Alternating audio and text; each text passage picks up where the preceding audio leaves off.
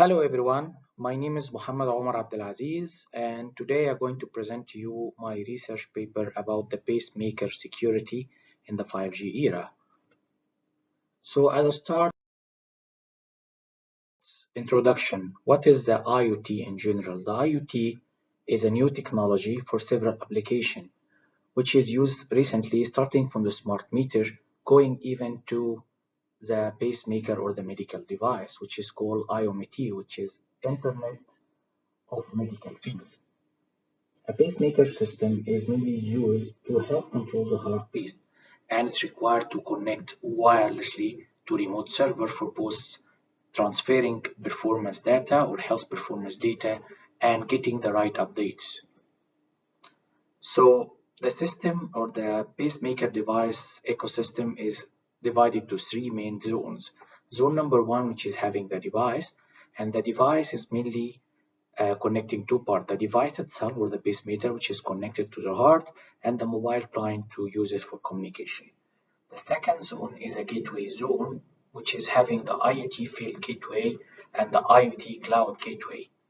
And between them is a transport zone, which is having the transport media between all of them. All of this confirming or generating the pacemaker ecosystem. So what is the main problem here? The main problem here that the pacemaker, there is around 3 million people worldwide with a pacemaker now. It's become more and more, with more than 600,000 pacemaker implant per year, which is makes the pacemaker security is one of the key requirements globally, and it's become now a matter of life or death. So in general, the mobile IoMT security is one of the major challenges in the upcoming period, especially with IoT small hardware footprint, low power requirement. Pacemaker vulnerability caused a recall in 2017 for more than 500,000 pacemakers due to hack risk. So it is not an easy problem. The problem is presenting 3 million people impact, and even in 2017, 500,000 pacemaker was already recalled.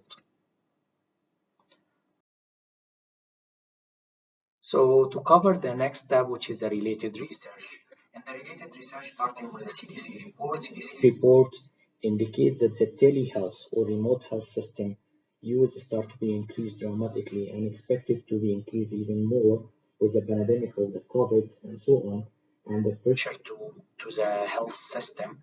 So the remote or the telehealth is one of the major innovation for the future, and it's need to be there.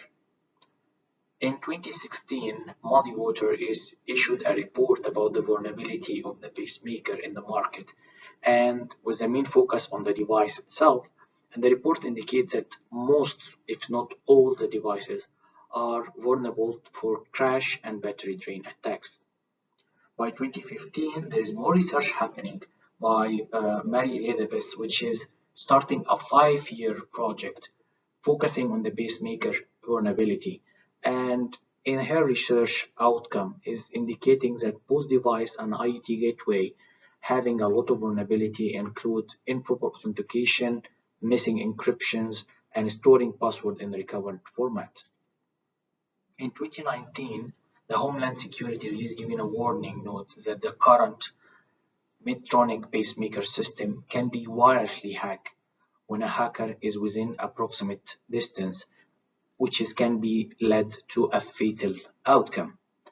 Most of the research in this one was focusing more on the device itself or on the gateway, but none of the research was covering the area of the transport area, which is a communication channel between the device and the gateway. So the hypothesis in this research, the main focus will be on the transport area, and during the hypothesis we consider the connection between the 4G or the comparison between the 4G transport and the 5G, and how moving or changing the transport channel from 4G to 5G can improve or impact the security level of the communication between the pacemaker and the gateway or the physician programmer. So if the IoT pacemaker can be secure than in the 4G compared with in the 5G compared with the 4G. So research methodology and matrices. So research methodology and matrix. So in this research, we are using the Sanders Research Onion methodology, which is one of the most famous way of research methodology in the world now. And in this one, we're using pragmatism philosophy by focusing on post-fact interpolated data from the previous research. And the next one will be a deductive research way. So a deductive approach, which is used to validate and confirm the research hypothesis using a qualitative research method through both contacting a previous research data or archiving research and experiment using the thread modeling. One is empirical evidence or the output of this analysis. So the empirical element or the output of this is divided to two areas. One is focusing on the transport zone, and the outcome of the threat analysis clearly indicate that there is a different area from the confidentiality, integrity, and availability. And the threat category, which is we have in the 4G data sniffing through MZ catching, unauthorized access privilege, and so on, which is both of them in the confidentiality was solved in the 5G, which is one of the major improvements we have on the 5G system compared with the 4G. If you go for integrity, we're having the IPX network interconnections, which is one of the major point in any telecom network that you're still having the vulnerability in this area, which is still existing on the 5G as well. From the availability point of view, there is a denial of services, which is mainly coming from the data flow of the configuration from the server, which is can be doing a drain of the battery. We have the smart jamming, which is improved and solving on the 5G. We'll coming to it later. And we have the coverage limitations. So if you have a coverage drop between the 5G, you need to drop to the in the 4G you need to drop to the 3G and 2G, while in the 5G you need to drop to the lower coverage like 4G or 3G or 2G, which is having its own risk of or vulnerability. So to summarize, MZ catching solving on the 5G through an encrypted user ID. So instead of your MZ, which is international mobile subscriber identity, so instead of this send it over air on the 5G, in the 5G protocol, this data is now encrypted. So the next one is the flexibility end-to-end, which is help to solve the unauthorized access. So in the flexibility end-to-end security, it allows the application now to flag a kind of data and with it select the requirement protection on it.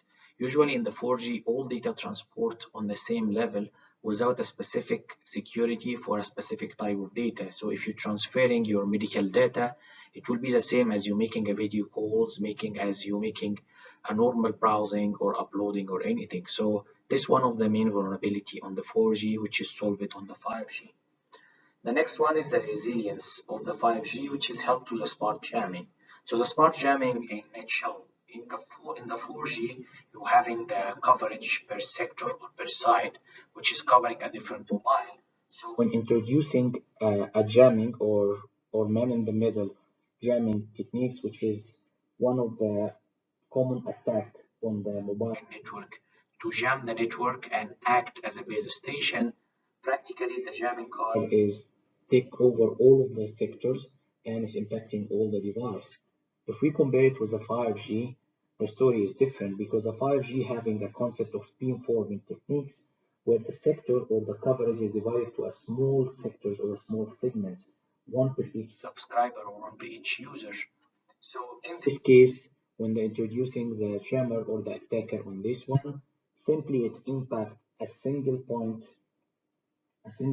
or a single device, and all the rest of the device covering by the same sector is secure. Moving to the one, which is an empirical evidence on the device zone. So by using the threat analysis as well as the device, we will find out there is a different vulnerability here and there is some action which is need to be done. So in confidentiality, the information enclosure from data sniffing and so on the mobile client can be presenting a very high risk on the pacemaker. Going to the integrity, where we have unauthorized access, we have excessive known code on the IoT execution, unknown code of the IoT devices, and all of this vulnerability. One of the major things also which is recently highlighted is the potential of magnetic interference or EM electromagnetic interference with a medical device.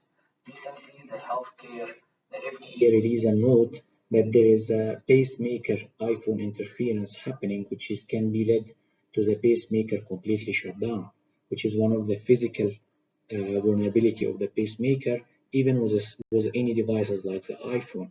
So as simple as that, you can carry your iPhone with you, and it can lead to stop your pacemaker, which is lead to a fatal actions. As a conclusion and future research. So as a conclusion, we clearly indicate from the research that using the 5G as a transport layer for the IoMT or Internet of Medical Device deliver better security compared with the 4G, as highlighted before, including the smart jamming, including the MZ catching and end-to-end MZ catching, preventing, and the end-to-end security. The next one, the pacemaker device itself have a similar vulnerability with a high risk, either on the software or in the physical hardware. And this require a complete system redesign because it's now a design problem and the existing design was not taking the cybersecurity in mind. So for the future, research should focusing on the server gateway and check other vulnerability of both devices and transport area, which is need to be highlighted, especially as the server gateway is mostly handled or operated by physicians, not by the cybersecurity experts. The next one is the impact of the new 5G band. In the new 5G band, we have the millimeter wave, which is act on a very high frequency, and it can impact the device on the electromagnetic wave interference as well, which is subject to be confirmed and checked on the future. The last but not least is a new pacemaker design with a cybersecurity threat in mind. This is the major things. Finally, cybersecurity is much more than a matter of IT, as per Stephen Apple. Thank you. That's all.